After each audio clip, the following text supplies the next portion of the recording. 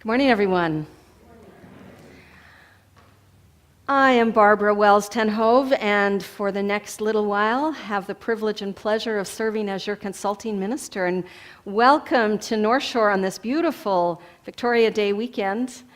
I had to learn about Victoria Day as an American. I'm familiar with the idea of a weekend to sort of start the summer, but not as familiar with how it was done here in Canada. It's great that it happens earlier. Summer comes earlier in Canada. That's a good thing. I'm really aware that when new things happen, like the summer coming, it means that other things are ending. And I am powerfully aware that I'm in the process of saying goodbye to you all, which is makes my heart feel sad and also pleased for me and for you. We've had a good year together. And I'm really aware of how good you all have been to me. I'm grateful. I'm very grateful. And I know that when we are in the process of saying goodbye to something, we treasure it all the more. And so I've been spending a lot of time during the 2 weeks that I've been up here during this visit, and will do so in the next little while when I'm back among you, reflecting on all the wonderful things about this experience that I've had with you this year. And probably one of the very best has been the opportunity that I've had to work with your remarkable staff. Last Sunday, you had a chance to hear Ariel Hunt-Bronwyn, who will be leaving at the end of the summer. She and I did a service together, and it was just very meaningful.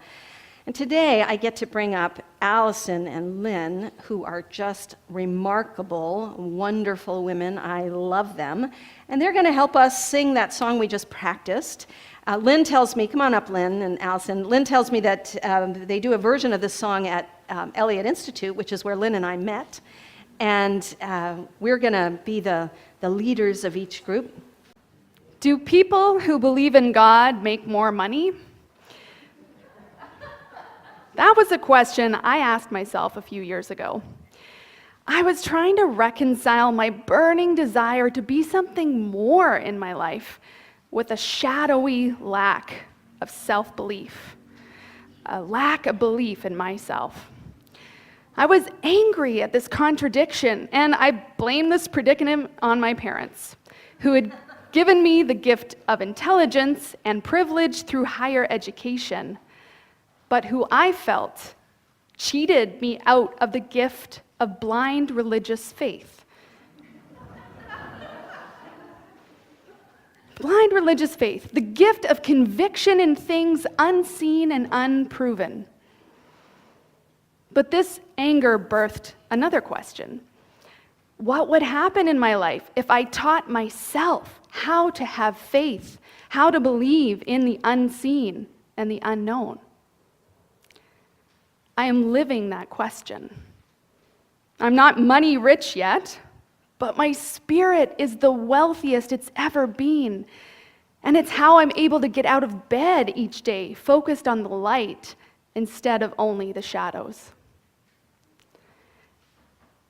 Today, I dedicate the lighting of our flaming chalice to the hundreds of rocks we turn over in our lifetime in search of guidance, understanding, and belief in something that keeps us going.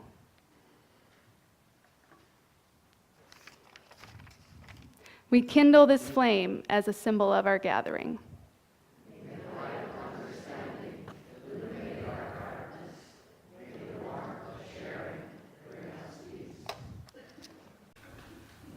Faith is a forest in which doubts play and hide. What a marvelous image. Though I always talk about Unitarian Universalism as a faith, or our faith, for many of us, faith carries complicated baggage.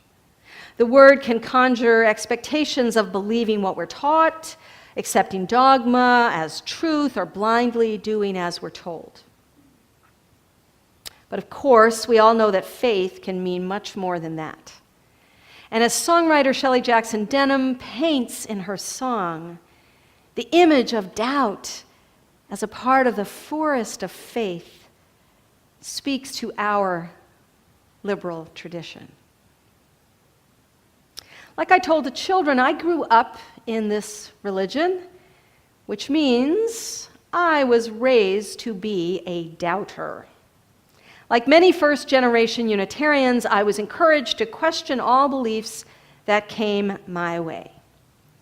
My parents were originally Methodists, but the reality of life in the mid to late 20th century and their questioning minds forced my folks to leave the religion of their youth for a new and more meaningful faith, our faith. But one could argue that it was doubt that brought them to faith.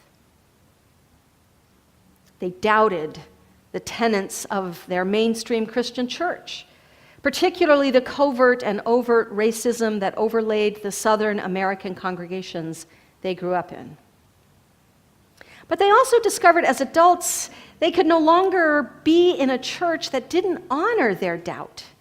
For to doubt the miracles of Jesus, the virgin birth, or the literal resurrection was to doubt the entire faith. And such doubt was enough to push them out into the brave new world of liberal religion, our religion, Unitarian Universalism. Now, how many of you could tell a similar story? Yeah, I thought so. It's a common tale among Unitarian Universalist people. It almost seems as if some of us are born with a doubting, curious gene. I have heard stories throughout my long years as a minister of people who doubted, who asked the wrong questions in Sunday school as early as age 5 or 6. Anne's up here shaking her head, nodding her head. You were 12? Well, whatever age you were, a lot of people did question, were those dogmas true? Why should I believe that? Many folks who convert to our religion do so because they can't help challenging authority and tradition and asking a whole lot of questions. Asking questions is, for many of us, the path to the religious life. And my religious life, though it was long in coming, as you heard me tell the children, but it really came into focus for me when I went to theological school in the early 1980s. Now, not long after that, a friend of mine, who I went to seminary with, took it upon himself to send me meaningful quotes. Now, I can see them in my mind's eye. He typed them in this very peculiar font, and he pasted them into beautiful cards. Now, we were both young. I had left seminary to become a new minister, having graduated, started down the road in Bellevue, Washington, 25 years old. He had left seminary and ministry altogether to follow a different path. We lived a long way from each other, and we rarely spoke. Both of us were at that stage in our life when we had many, many, many doubts about ourselves as adults, about the meaning of our childhoods, about who and what we wanted to become. For years, I kept the cards he sent me. And there was one that I can truthfully say changed my life. Though I have long since lost touch with this friend, I think of him whenever I return to these powerful words. They were written by the marvelous poet of the late 19th to early 20th century writer, Rainer Maria Rilke. Now, Rilke's poems are deeply spiritual and touch on many aspects of what it means to be human. These words, however, are prose, collected in a small book called Letters to a Young Poet. The older writer seeks to reassure the younger that his confusion and doubts have meaning and purpose. Listen as Lindsay reads these powerful words. I would like to beg you, dear sir, as well as I can, to have patience with everything unresolved in your heart, and to try to love the questions themselves as if they were locked rooms or words written in a very foreign tongue. Don't search for the answers, which could not be given to you now because you would not be able to live them. And the point is to live everything. Live the questions now. Perhaps then, someday far in the future, you will gradually, without even noticing, live your way to the answer.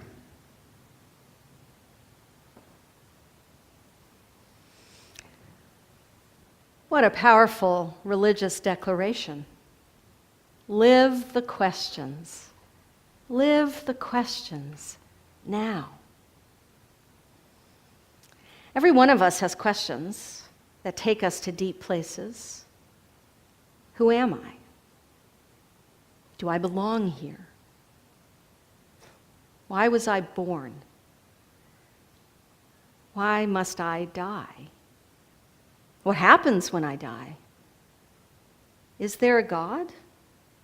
What is the best path to find God?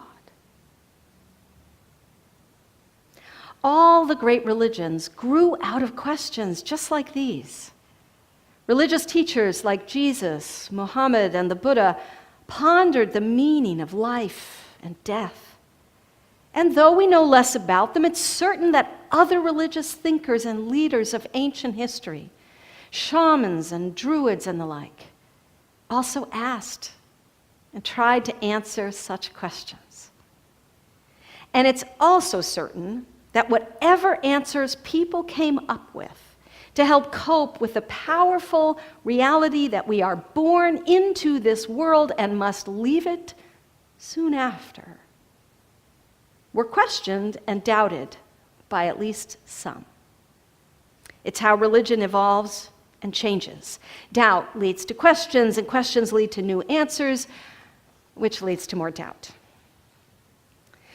But sadly, far too often what happens is that what once were reasonable questions to ask become heresy when asked after a religion has been established.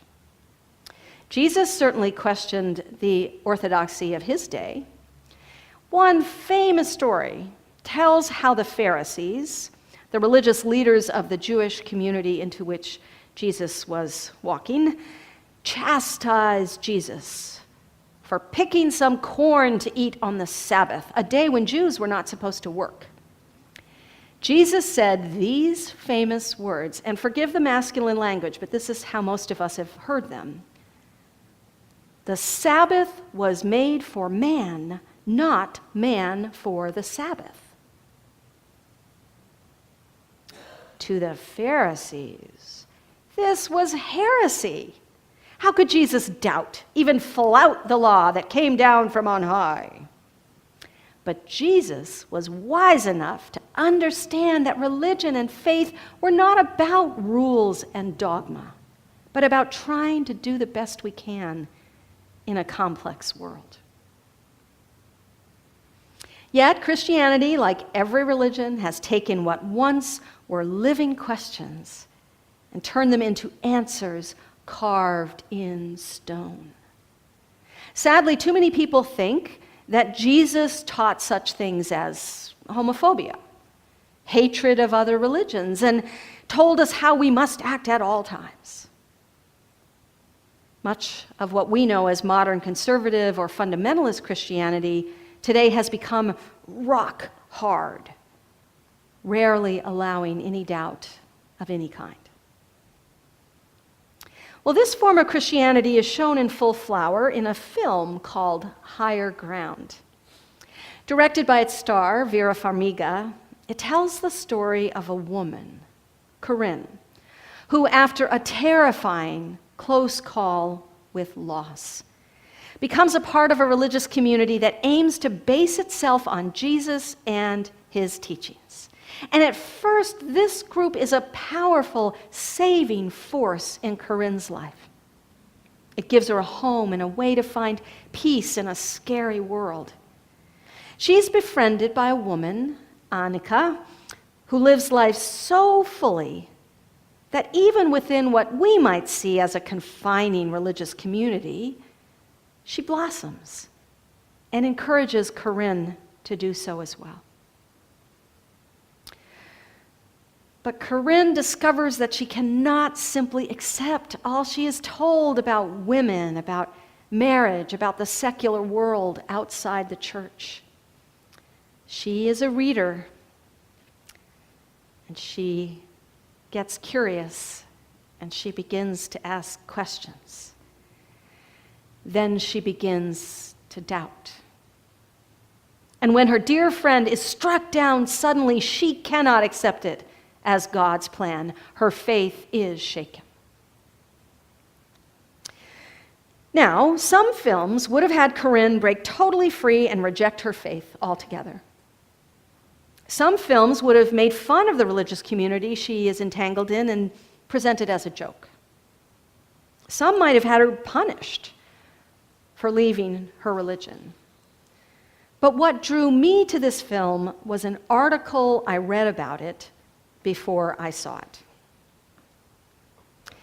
It's written by A.O. Scott, film critic of the New York Times, and he saw something in it that made me want to watch it and then explore the idea of doubt and faith more fully. Here is what he wrote. Corinne's church, in spite of some cult-like aspects, is not depicted as an outpost of repression and hypocrisy, especially when Corinne is with her friend Annika, who speaks in tongues to God with an easy candor about sex. She feels loved and listened to. The patriarchal ways of the pastor and his wife grate on Corinne, in part because they stifle the intellectual curiosity that feeds her faith. But the secular world has its own compromises and blind spots. Corinne's gradual move away from her circle of believers is not presented as an unequivocal liberation. What faith and doubt have in common is that both are hard work.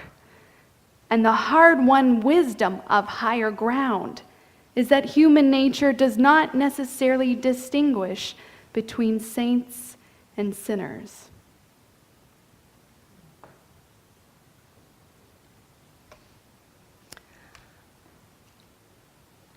What faith and doubt have in common is that they are both hard work. I love that comment. For in my experience, it is absolutely true. Most of the Unitarian Universalists I know, perhaps some of you, who left a church to become a part of ours, did so after long and hard reflection. Their doubt is rarely simple rejection. Doubt can lead us away from faith, certainly, but in some powerful ways, it can lead us to faith as well. And here is where I want to take a bit of a turn. For you see, as much as I value doubt as a spiritual strength, and know that human beings are wise to question the dogmas and orthodox ways of religion, I also believe that sometimes doubt can block us from finding faith in what we truly believe in. When we only doubt, we can become like some of the rampant atheists in the world today who ridicule all faith as blind and dogmatic. Doubt must have a gentle edge if it is to be a spiritual strength instead of a spiritual blind spot. And here I return to my beloved Rilke quote. Yes, he invites us to try to love the questions themselves and to live the questions now. But note that he doesn't stop there. He goes on. Perhaps then, someday, far in the future, you will gradually, without even noticing it, live your way into the answer. Live your way into the answer. Answers. Can it be possible for Unitarian Universalists to even have answers to the great religious questions? There are some among us who would say no, and I understand why. Answers to big questions can quickly become dogma if we let them. But in a funny sort of way, liberal religious people like us sometimes turn doubt into an answer and allow doubt itself to become dogma.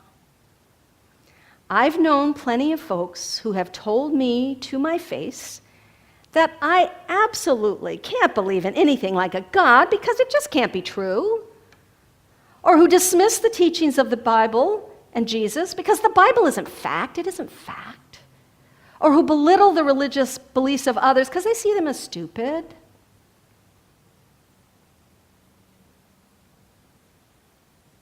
These good folks have allowed their doubt to turn into certainty, oddly following in the footsteps of those they often denigrate.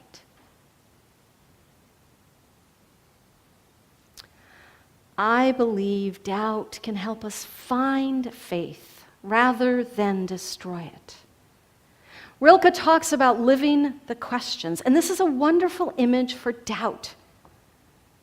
Rather than approaching doubt with a hard edge and crossed arms, or seeing doubt as something negative, something that paralyzes us, taking us away from finding meaning and hope, living the questions allows us to live within the doubt, allowing it to emerge as a positive kind of, I don't know. Doubt can be a lot like wonder if we let it. And wonder so often leads to faith. I've learned to imagine the journey of faith somewhat like climbing a mountain with many wonderful views. As we live the questions, we hike that mountain path, discovering new things along the way. But then we reach a vista, and looking out over the beautiful view, discover we have an answer. And for a while we rest in that answer, loving it as much as we love those questions. But inevitably, such answers only give birth to more questions. And soon we're climbing the mountain again, living more questions until they too are answered. And in that answer, we rest. Now, perhaps you have had such an experience. Perhaps you have wondered what the purpose of your life was meant to be, and you wandered a bit trying to discover it. Then a chance meeting, a turn in the path, or simple hard work led you to discover what you were meant to do, who you were meant to be. And so you lived there for a while, until time or change or new insights challenged you to wonder about things, and you started the climb again. For us as liberal religious people, doubt allows us to accept that questions are as much a part of the religious life as answers. Doubt challenges us to wonder and look beyond simple dogma toward a faith that is complex. People often give me, as a minister, a hard time because I can't glibly spout dogma or doctrine to define my faith. And I actually wrote the curriculum called Articulating Your UU Faith. So you'd think I'd be pretty good at it. But honestly, doesn't it seem stronger to have a faith that requires of us a curious mind as much as an accepting heart? When we bring our whole selves into the pursuit of religious understanding, we can't help but have questions. No one knows what happens when we die. No one truly understands the meaning of suffering. No one has seen the face of God except through story, metaphor, music, or art. To be certain seems arrogant. And yet, I would gently suggest that there are some things we can be certain about, and we should not let our doubt or even our curiosity keep us from living into the answers that are so obviously true. Well, what are some of those answers? Well, some I have lived into through my lifetime are these. We all come from the same source and share the same destiny. If there is anything like a God, its name is love. We are made of the same stuff as trees and fish and bears and stars. We are better together than we are apart. I will never fully let go of doubt, and I don't recommend you do either. It's a spiritual strength that enables us to stay curious and open our hearts to wonder. But I will allow myself, and I invite you, to live into the answers that lie beyond doubt in the world of faith. I will allow myself to rest in my belief that all life is connected and that love is always present. In unity and love, I find strength and faith. In unity and love, I find strength and faith.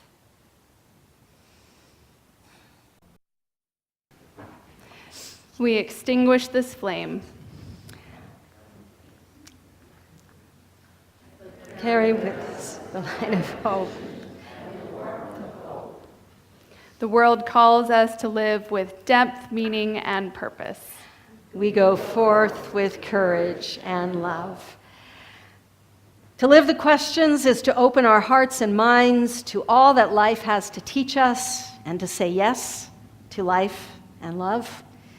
And so may we find power in our doubts and in our faith alike.